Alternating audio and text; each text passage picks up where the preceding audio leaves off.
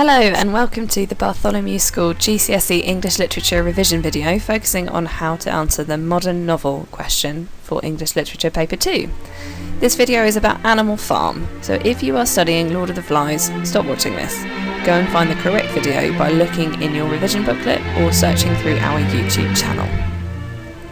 Before we go any further, make sure that you have in front of you your GCSE English Literature revision booklet, which has the questions in it, a highlighter, a pen and some lined paper. Before we do anything else, pause the video, make sure you've got those things in front of you. I'd like to start by drawing your attention to this piece of information. Unlike many of the other literature questions, the question that you will be asked on Animal Farm will not come with an extract. Instead, you'll be given a question about the whole novel. The mark scheme still demands that you quote and analyse in the same level of detail as every other literature question, all of which points to one irrefutable fact: you are going to have to memorise a significant number of quotations from Animal Farm if you're going to succeed here. So as a practice, we're going to look at question 1. How does Orwell use the character of Snowball to present ideas about power and powerlessness in Animal Farm? Write about how Orwell presents the character of Snowball and how Orwell uses the character of Snowball to present ideas about power and powerlessness in the novel. You'll find that question in your revision booklet. Let's unpack this then with a highlighter and dissect exactly what we're being instructed to do. Firstly, we need to identify the focus of the question. We're being asked to look at a character and a theme here. So our answer needs to focus on the character of Snowball, but we can't just say everything we know about him.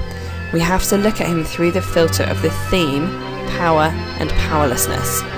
These 2 points are spelled out really clearly in the bullet points underneath the question. The question uses the word how. This tells us that we need to focus our answer on the techniques and methods that Orwell uses. Notice also that the question uses Orwell's name. We're going to need to refer to the idea that Orwell has intentions and that the effect on the reader is deliberate. So we should make sure that we use Orwell's name in our answer.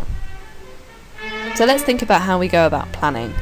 For this question you get marked for 4 things. Ideas. The more intelligent, the better. Quotations and analysis. The more detailed, technical and insightful, the better. Context. The more related to the task, the better. And lastly, accuracy. For this question you get 4 marks for spelling, punctuation and grammar. Bearing all of that in mind, I'd suggest that you set out your planning a bit like this. For this video, we're going to plan in a much more detailed way than you would have time to do in a real exam, but it's good practice to see how to put ideas together. So firstly, I need to think of my ideas that answer the question. I'm going to come up with 4. You may have time to do 5. You may only have time to do 3 in lots of detail, but you've got 45 minutes for the whole question. So my first idea is that towards the beginning of the novel, Orwell presents Snowball as powerful because of his intelligence. My second idea is that he's also presented as physically powerful in the Battle of the Cowshed. However, I'm going to contrast his presentation as powerful with the presentation that Snowball is also powerlessness. He represents powerlessness, rather, in the face of Napoleon's tyranny. So I'm going to draw out the contrast between Snowball and Napoleon in that paragraph. And then lastly and most abstractly, I'm going to explore the idea that ironically in the second half of the novel, Snowball comes to represent power through deception because Napoleon uses him as a scapegoat to maintain control. So even though Snowball isn't there, Napoleon uses his name to maintain his own power. So now I need to prove those ideas with quotations, I need to analyse them, and I need to make links to context. So my evidence for my first idea, Snowball is powerful because of his intelligence, is as follows. Firstly, he paints the 7 commandments. Secondly, he's described as indefatigable, which means tireless, organising committees. And then thirdly, the animals are described as listening in astonishment while Snowball conjured up pictures of fantastic machines. That's just before he designs the windmill. He unveils his plans for these machines that will save them labour. So I might analyse that by suggesting that Snowball's intelligence and power are presented as idealistic. I'm going to pull out that word indefatigable and make the inference that he works tirelessly, and suggest that that's almost comical because all of the committees that he plans turn out to be failures. And then for that third quotation, I'm going to pull out the word astonishment and the adjective fantastic and explore how they suggest influence. I'll develop that by saying that the verb conjured implies that Snowball is magical. To link it to context, I'm going to explore this idea that optimism is presented at the start of a new regime, and Orwell suggests that that is foolish. I'm going to use the word satirical or satirically there. I'm also going to suggest that Orwell is criticising the ways that countries abandon their ideals, and I might think particularly about communist Russia when I explain that. For my second point about Snowball's physical power, I'm going to use two quotations from the Battle of the Cowshed. Firstly, Snowball launched his first attack, and secondly, without halting for an instant, Snowball flung his 15 stone against Jones's legs. I will analyse the verbs launched and flung to suggest that Snowball is violent and unafraid. I'm going to pull out that phrase without halting and suggest that it contrasts Napoleon, who is absent from the battle. And I'm going to draw out that idea of his first attack, which demonstrates planning, and again, his power is intelligent as well as being physical in this scene. For my context, I'm again going to draw out this idea of optimism, of revolution. So Orwell is presenting an allegory for the Russian Revolution here, and he presents Snowball's power as exciting and inspiring. For my third point, contrasting Snowball with Napoleon, I'm going to use the following quotations.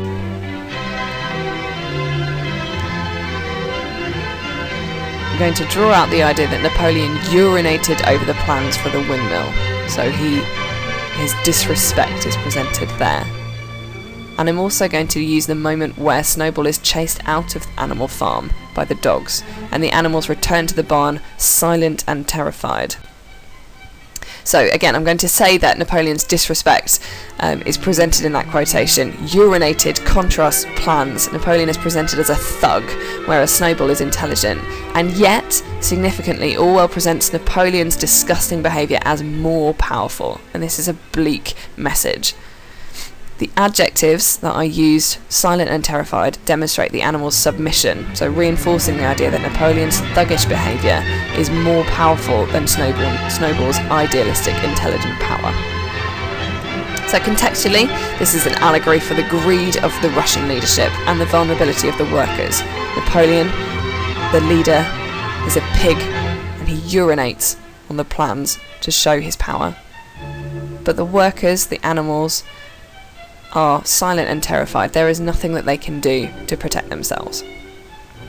And then for my fourth point, my idea about Snowball being used as a deceptive power, I'm going to look at two moments where Napoleon uses Snowball as a scapegoat.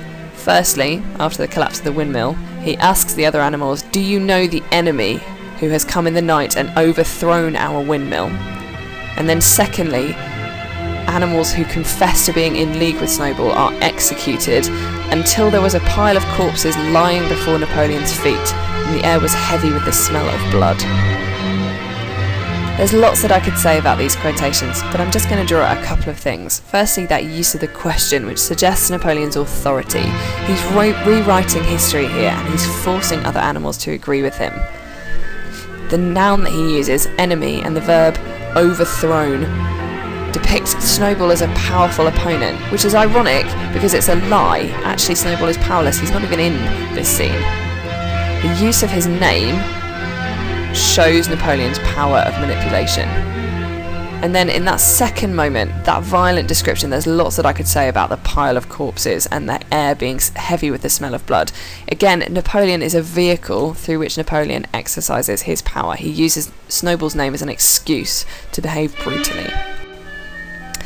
I'd contextually link that to the power of propaganda. Primarily, Orwell is using this as an allegory again for Stalin's Russia, but then at a deeper level I can take that a bit further. This represents power and the danger of propaganda everywhere, so in a range of different contexts. So let's see what one of those paragraph plans looks like when it's put together in an essay form. Towards the beginning of the novel, Orwell presents Snowball as powerful because of his intelligence. It is Snowball who paints the 7 commandments and who organises committees. Orwell describes him as indefatigable about this. Snowball's power is presented as idealistic. The lexical choice indefatigable implies that he works tirelessly, and this is almost comical because of all of the committees he organises end up failing. Nonetheless, Orwell presents Snowball's intelligence as powerful because he designs the windmill, and the other animals listened in astonishment while Snowball conjured up pictures of fantastic machines. The noun astonishment and adjective fantastic suggest that he has influence over the other animals, and they are captivated by what he says. This is developed by the verb conjured, which presents Snowball as magical if unrealistic. Orwell uses Snowball's intelligence to present the power of optimism at the beginning of a new regime. Snowball is imaginative and idealistic, which Orwell presents satirically, making fun of him for being foolish and suggesting that the other animals are also foolish for believing in him. Contextually, Orwell uses Snowball's power to criticise the way that countries' idealism is abandoned or fails over time. Specifically, this can be applied to the failure and corruption of communist Russia, but perhaps also more generally to the danger of trusting a hopelessly idealistic leader. You should be able to see that in my paragraph I stick closely to the question. I answer it in my topic sentence, but I also refer to Snowball and to power all the way through. I offer quotations and evidence, so not every piece of evidence I offer is in the form of a quotation, but I am referring closely to the text. I analyse my quotations in detail, and I use technical terms to do that. I finish off my paragraph by developing my idea in relation to context and in relation to what I think Orwell might be trying to say about power and powerlessness through Snowball. The whole answer should take you 45 minutes to write. You can look back at any part of this video to help you with the planning, and you can use your revision booklet to remind you of what you're being marked on. Have a go now at writing your response and hand it to your teacher for some feedback. Then you can try any of the other questions in the booklet using exactly the same method. Thank you for watching and good luck with your response.